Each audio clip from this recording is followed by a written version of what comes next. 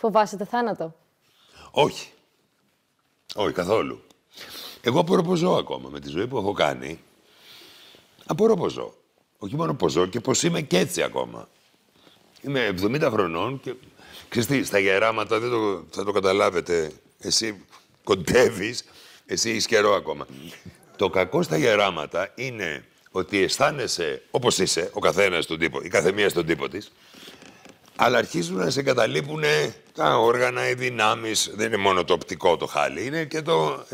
Και μέσα σου αισθάνεσαι 20. Εγώ δηλαδή, μη σου πω λιγότερο.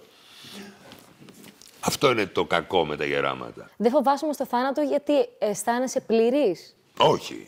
Τι πλήρης. Το έχεις φιλοσοφήσει? Εγώ και ακόμα 500 έχω ζήσει για πολλούς.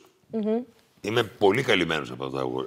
Έχω ζήσει, έχω κάνει το κέφι μου, έχω δει τους καλύτερους, έχω γνωρίσει τους καλύτερους, έχω πάει στα καλύτερα. Έχει τόνους κυροζήνη, έχει χαθεί στα αυτά τα τζετ και σούπα μου πες για μένα. Έχω τα πάντα. Από αυτά που φίλους έχω αυτούς που ήθελα να έχω, που είναι πολύ σημαντικό, σε όλη μου τη ζωή, είχα φίλους αυτούς που θέλω να έχω. Το οποίο είναι μεγάλη πρίκα.